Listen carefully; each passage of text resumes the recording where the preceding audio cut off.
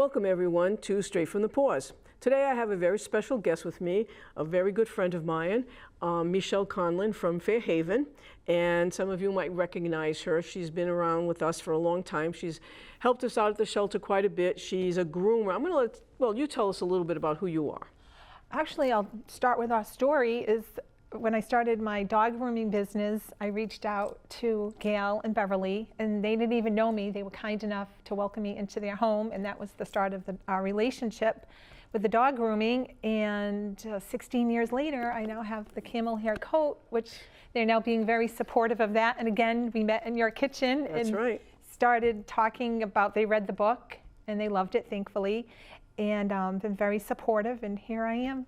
Yeah, right. Yeah. So she started her business, Go Fetch, in New Bedford, and then she moved over to Fairhaven. To Acushnet. Acushnet, I'm sorry. Yes, I always say that's okay. Fairhaven, I know. Acushnet. Yeah. And she moved over to Acushnet, and that was, you know, and she's been there ever since. And she used to do trees for us at the Festival of Right. Trees, but she's gotten very busy, and she's, you know, it's sort of a one-woman show with you. Now right? it is, yes. It's a one-woman show now, and she's One-on-one with the dog. And it's wonderful. I mean, she does a great job, and she's always been, like I said, very supportive of the shelter. And then all of a sudden, one day, it came up on Facebook for me, Yes. and I was like, Michelle Conlan, author? And I'm like, wait a minute, this has got to be someone else. Because, you know, you get all these other craziness on, and I'm Yeah. like, nah. So I look, and I see Michelle Conlan. And anyone out in the audience that knows me is I'm an avid reader. I mean, wherever I go, if I go to a doctor's appointment, dentist appointment, I've always got a book with me. Me too. And I absolutely love reading. And I used to be in a book club, but unfortunately some people, you know, passed away and so on. So Bev and I sort of just read together. I have a couple of friends that we talk about. We like the same genre, and it works out. So Michelle, you know, mentioned that I saw the book, and I said, oh, I got to get that book. And Bev said, and of course Bev's like, who's Michelle Conlan? I said, Bev, Go Fetch. Oh, yeah, yeah. Okay. So I purchased the book, and I read it first. And I didn't tell her anything about it. And I read it in a couple of days because I was really enthralled with it. I will make the comment that Bev has made. The ending kind of was, geez, but we know there's a sequel. There's a sequel. So that was okay. You want to explain a little bit what kind of story, not just give them a little taste of what it might be. Of the Camel Hair Coat, well, it's a story of Steve and Samantha, my two main characters, and their obsessive relationship with each other, but also forming that story involves dogs, fashion, and some mentioning of music, but dogs and fashion are my two favorite things, and I had the opportunity to weave a story between my two characters with dogs and fashion. And you did an excellent job. Thank you. You really did an excellent job. You know, we was very happy to see the dogs, and you know, the dog as a character is there as well. And it just, you know, you said your friend is the person that put the picture out there. My friend Lynn Sears designed it. She did a great job, I think. She did a great job designing it. And I got to tell you, you know, I wouldn't have had her on if I didn't want to support her 100%. Not because we're friends, but because I really believed in the book. I enjoyed the book, and I said to Bev, for a first-time author, she said to me, "What do you think?" I said, "Well, I'd give her like a 7." And Bev was like, "Really?" Because I'm very critical. Which I like. I like that. When it comes to books, you know, when it comes to like in the book club, you mean 7 out of 10? Yeah, 7 out of 10. Good, I would have always been like a little bit. I always tend to be the glass half full. I like that. Yeah. You know, instead of half empty. Nothing can be. No, nothing's perfect. And I was like, for a first-time author, and just kept my interest, and I really wanted to just get it done. Yeah. So I really would, and I did. If you can look on Amazon, if you purchase on Amazon, you'll see my review. I gave a 5-star review, and I've been telling people about the book. So, talk a little bit about how you decided to become an author, or what made you do this. I've been an avid reader since the bookmobile came to my school, and my mother got a library card for me, and I've always had stories in my head. And I just, actually last Christmas, my sister and I were on the telephone. It's the end of Christmas, and she was telling me about a Jones New York suit she had in her closet that no longer fits her. So she said, if it doesn't fit, you know, it probably won't fit me anymore, but if the girls don't want it after college, it'll just be a relic in my closet. And I'm like, oh my God, Margaret, that would be a great name for a book. I just pictured this closet full of stories, which we all have, you know? Of course. Yeah. Wow, that's so you just started sitting down and writing? I always wanted to write a book, and like right after the new year, I just started writing this book. And what was going to start out as a lighthearted romance, which I'm not into lighthearted romances. I'm like, I won't even want to read my own book, turned into kind of like a dark, almost, I feel like a modern classic, like Anna Karenina kind of, you know. Yes, it was. Feel. I don't know if you. I don't want to compare my book to Anna Karenina, but I understand that what you're vibe, saying. you know. No, because you were wondering where it was heading, and then all of a sudden it took a turn, and then another turn. Yeah. So I won't talk about the characters, but of course, the dog was one of my favorite characters. Yes. But I really, like I said, thoroughly enjoyed it, and it's funny because a lot of people watch that view our Facebook are very complimentary, I guess is the word, to our person that writes our reviews on our dogs. She really, it's one of our office workers, Chantel, and she does write amazing stories. And some people say, wow, I can't believe who does this writing? They should be a writer, they should be an author. So about several months ago, Chantel and I were talking, and at the shelter, we get a lot of crazy things going on. People, the clientele that comes in and the people that say things to us on the phone or even in emails, sometimes it's very funny, sometimes it's amusing, sometimes it's scary, right. Sometimes it's very offensive. And I said to her, we should write a book. And she laughed and she said, I'll do it. I said, yeah, but how could we write a book about a shelter when there's so many different facets. There's really not any way to do it. And I said, and you got to concentrate on your job here. So I didn't want to lose her to become a famous author. And there I go, lose her because I opened my mouth. So we laughed about that. And then, so she said, well, I got an idea. And I said, yeah. I said, what? She says, how about if we start writing down some of the crazy quirks that happen? And then eventually we'll take a look at it and, maybe I'll be able to put something together like a short story book. I said, yeah, that would be great, and maybe we would have to self-publish or whatever. I don't know. She has an aunt, but who lives in Florida, that's a illustrator as well. So I said, wow, okay. So actually, about a month ago, Bev had a very interesting conversation with someone on the phone, and that was my first entry. I started writing it. So I said to Ariana and a couple of the staff members, you got to start keeping it alive. But they're so busy that they have to just work on putting the descriptions for the dogs into the computer about the animals. And I know that's their priority. But I have another board member that works at the shelter as well, volunteers, and Denise, and she gets some craziness too. And I said, maybe between Bev and I and you, Denise, I said, maybe we could actually come up with some ideas and then maybe somewhere along the line, down the line, maybe self-publish. Right. But it's an interesting facet. I've always loved books. People have always said, to me, people have said to Bev and I especially, you two should do a sitcom. They find us very entertaining, let's put it that way. And I laugh and I say, yeah, I wish I could, but I don't have the time. I don't want to, obviously I'm not an actress and I wouldn't want to be on, these reality shows. I particularly don't like to watch them, so why would I even entertain something like that? But I think it's great. And I think, having a local author like yourself, just come up and within, like you said, after the new year, and you've got like almost, over 300 pages here. I mean, and like I said, you promised Bev and I there's a sequel. Right, and what I like about, and this kind of just evolved as I was writing, is in part of the book, my character Samantha gets back involved in fashion and starts, it's called the Lucky Dog Foundation, which they'll go and help shelters with dogs' medical needs to pay for that. So what I'm excited about is in the sequel, there's going to be a chapter for Forever Paws.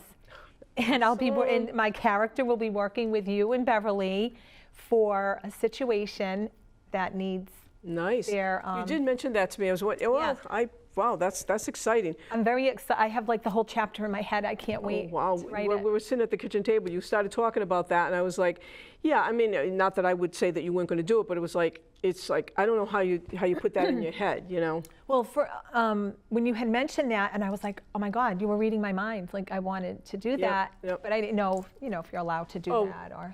I'm the president. I'm allowed to do that. And you know, and the other funny thing is, Not you allowed to do it. I meant if I would be allowed oh yeah, to do it. no, I Yeah. know. Yeah. And yes, absolutely. And it's funny because a few years ago, and unfortunately I don't remember the name of the book. It was a good book. It was something I think from Block Island or something. And Forever Paws was mentioned in it, and it was mentioned in Fall River and all that. And no one ever asked our permission. They just put it in. So someone sent me a copy of the book. They were there and they saw it and they purchased it and they sent it to me. So yeah, that's fine. I mean, any publicity that we can get, as long as it's positive and not negative, Of course, it's positive. all Yeah. it's all good for me. I really appreciate it. So the reason why I asked Michelle to come on today was that I asked her if she would like to come to our Festival of Trees and bring some of her books and autograph them that day. And you said, of course, yes. Yes. So we're looking forward to you come to our Festival of Trees. I'm looking forward to it too, yes. And this year, I can't even believe I'm going to say this. Excuse me, I think I have over 103 trees. My goal has always been 100. Last year I was pretty close, and then 2 people backed out in the last day. But this year I have 103. I don't know where I'm going to put all these trees this year, but we're going to have them. We have a sort of a tree that was, Bev and I had one last year. that looks great. It's kind of like, it's not one of our best looking trees, but just so we'd have it today, we decided to put it up. But I can tell you we've got some extraordinary trees. I know people are always saying, oh, Bev does all the trees. Yes, Bev does a lot of the decorating the house, the trees, but last year I decided I wanted to do a Halloween tree.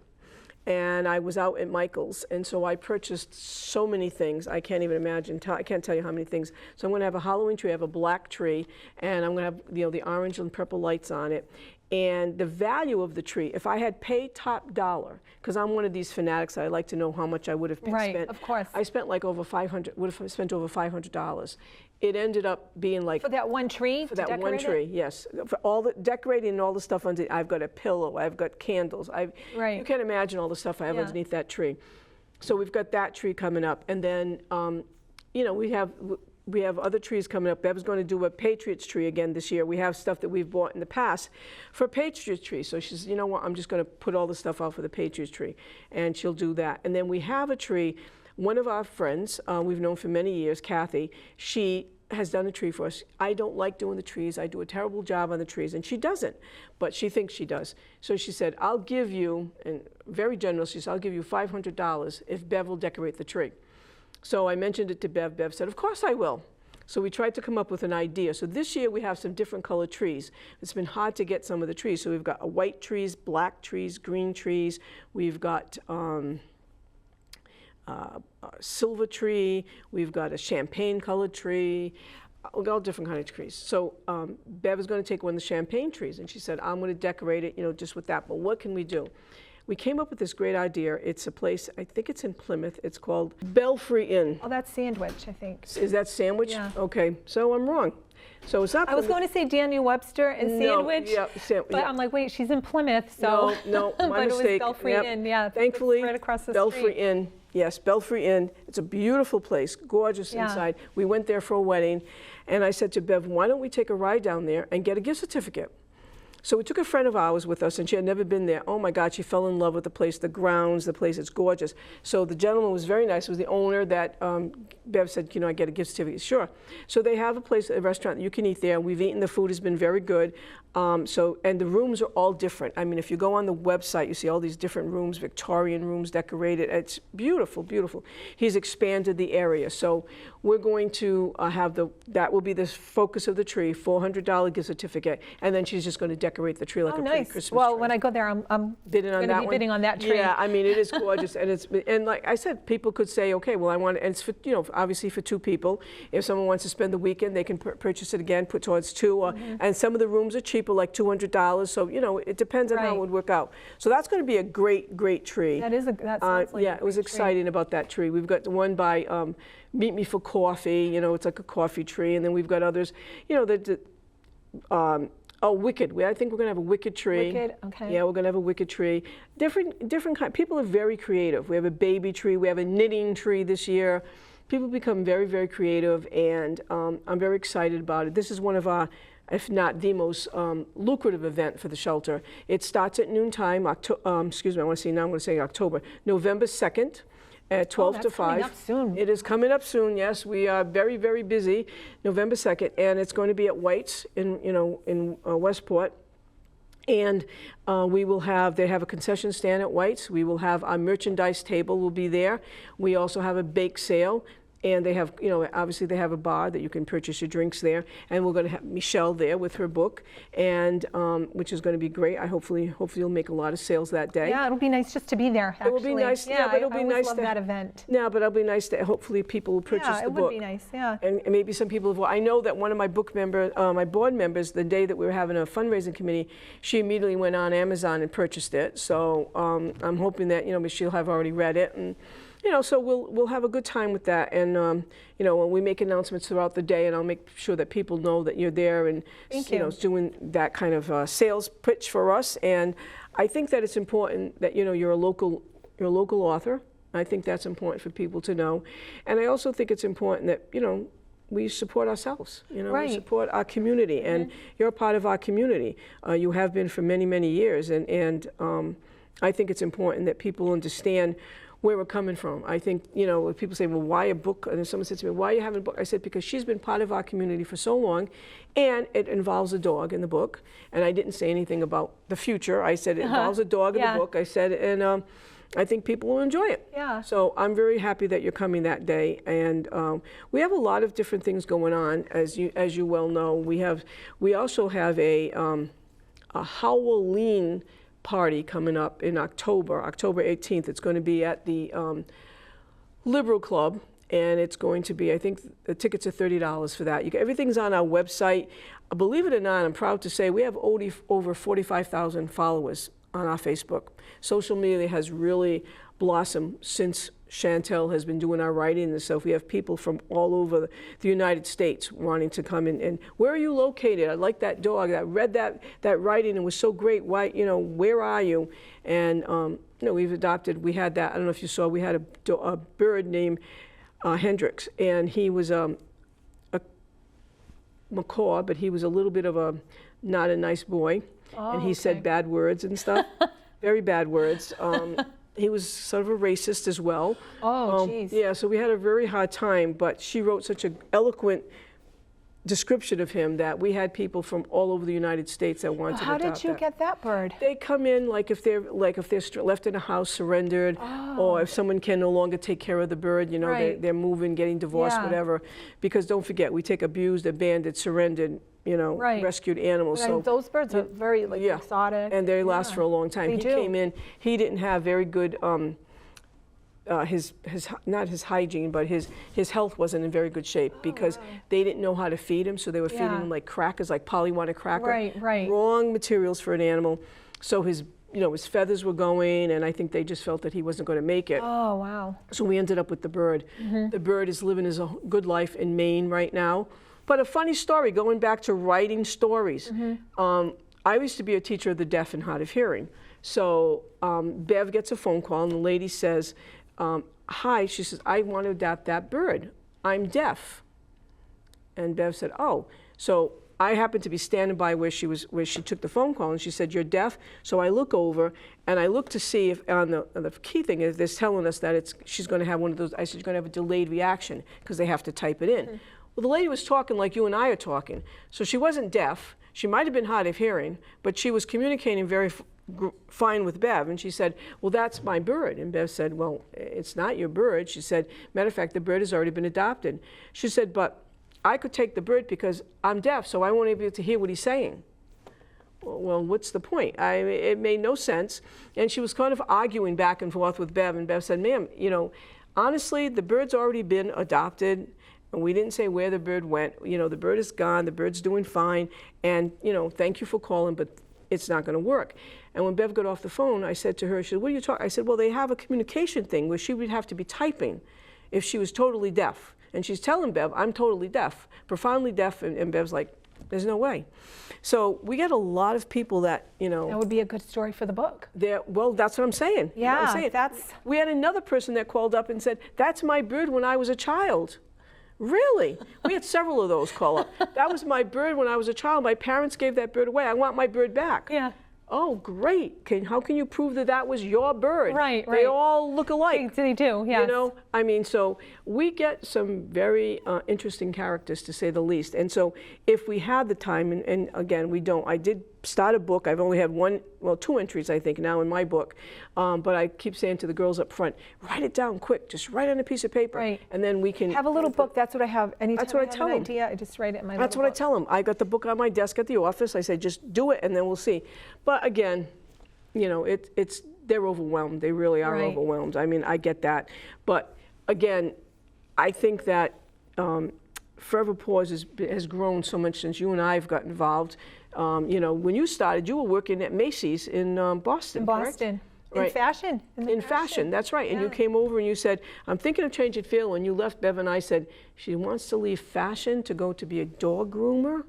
Wow. But you know, you explained the whys, and we said, well, you know, it makes sense. And then from that's where all your background information came in Right. here. Yes. So, I mean, I was able to put you weave a did. story, just, you know, they say you write about what you know about. Right. So please go on, you know, Amazon.com, you know, get the book. It's there. I purchased yeah, it. I know it's there. Actually, oh, and Once Upon a Bookstore in Fall River. Have you heard about Once Upon a Bookstore in Fall River? No. It's in the mills, the Quequechan. How do you say it? Quequechan. Quequechan Okay. Mills, and you can purchase it there too. Oh, really? Okay. So it's Good just to know. support our local book Yeah, shelters, too. absolutely. Yeah. I think you mentioned it to me, but I didn't realize it was in Fall River. Yes. I'll have to right go in, visit it. She has a pop-up bookstore, Serena, in the SoCo Lab, which is in the Quequechan. I always Quequechan. That's okay. Mills. That's a tough one. That was one of the Indians way Yeah, back I when. was doing worse pronouncing it before, but yeah. That's close enough. Yeah. All right. Well, thank you so much for coming. Everybody, I hope welcome. you appreciate this. Come see Michelle if you want to get an autographed book copy, or if you purchase one and you want to get it autographed, you'll see Michelle at our Festival of Trees on November 2nd, 12 to 5. Hope to see you there. Have a great day, and remember, stay safe. Thank you for having me here. You're welcome. Thanks for coming. You're welcome.